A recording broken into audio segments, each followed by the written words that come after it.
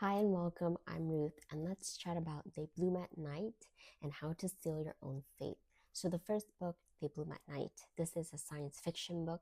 It's set in a post apocalyptic world where, after a hurricane, this town called Mercy, Louisiana, is overrun by red algae bloom, and Noon and her mother has to survive. What drew me into reading this book was the cover. I mean, it's very haunting, mysterious, and when you look at the character on the book, around the eyes especially, it looks very scaly. And so that kind of already gives you a hint of what to expect in the book. And unfortunately, the story didn't catch my attention. I didn't finish the book around 47%. Mind you, this book is 260 pages long. So around 47%, that's almost half the book right there. What I didn't like about the book was not really all the character development. In my opinion, I felt like I was lost at certain points of the story, felt like it was doing too much. The other part is the story just didn't capture my attention. Great premise for a story, but again, I think, in my opinion, just how it was executed didn't really catch my attention, which is a shame because I think with all books, I really had hopes that this would be a really fun and interesting book to read. Also, how I mentioned earlier, the town is overrun by red algae bloom, and we know how sometimes that can be very dangerous. And the book didn't make it seem like that. They teased you that it was going to be this huge thing, and then to me, nothing really came out of it. So even though this world was very apocalyptic, I didn't really feel it that way. What I liked about the book was the author incorporated some Vietnamese folklore into the story, some Vietnamese customs and culture things that we do, and there are some Vietnamese dialogue in the book. So, first thing, Vietnamese dialogue, I think that's great because it helps you get immersed into a different world or into that culture. I also like that while the author wrote the Vietnamese words out, she would have Noon translate it in the speech as well. So it's very natural because that makes sense, right? Especially if you're American born Vietnamese person and you're trying to understand what your parents or maybe what your relatives are saying in Vietnamese. And so you kind of have to say it back to them in English to confirm, that you understood them. And so that's really cool that she did that because sometimes when books put in a lot of like foreign language in there, sometimes they don't really explain what those words mean.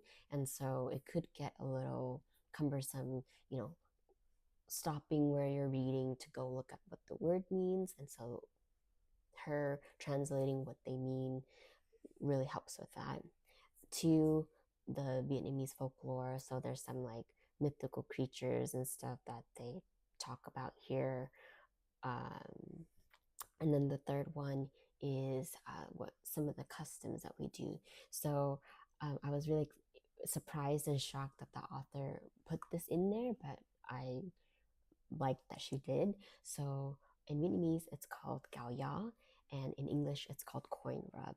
And what we do is, especially when we feel sick, we use an object with a edge, a smooth edge. Usually, it's going to be a coin, like a quarter, or something along similar.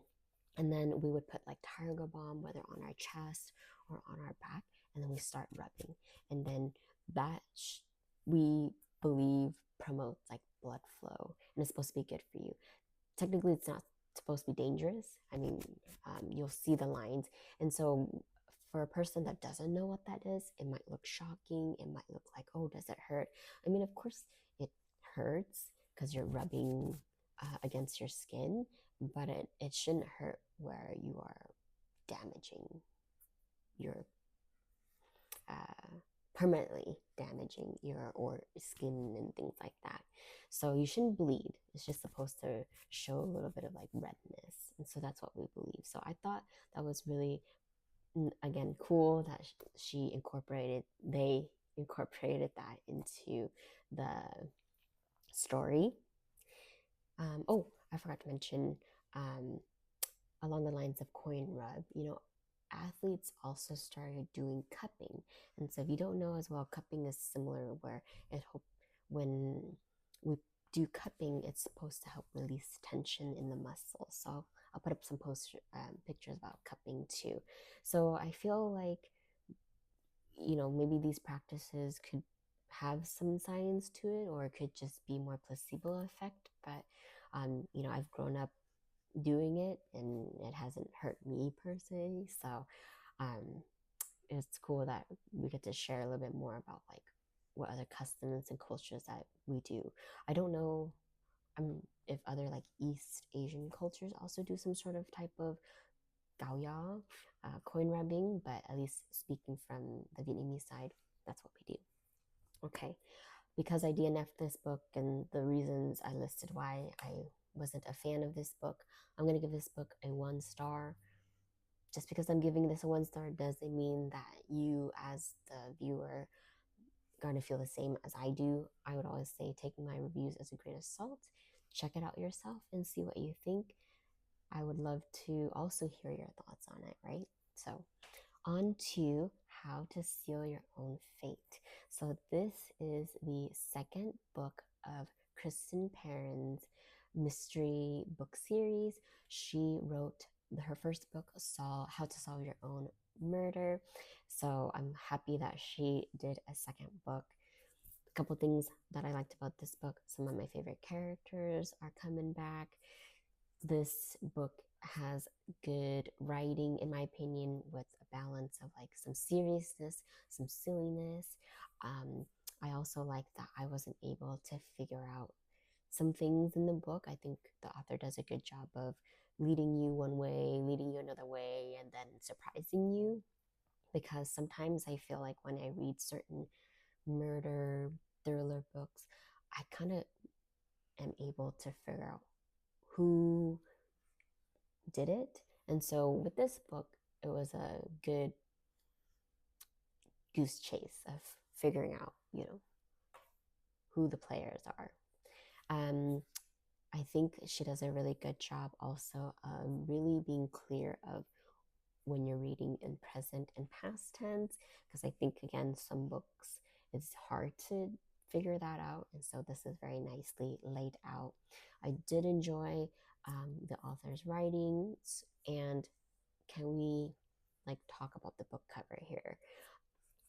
Beautiful artwork as always. Her first book was also beautiful artwork, and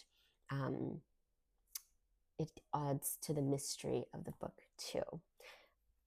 Favorite characters, I think the main character is good, and also her bestie.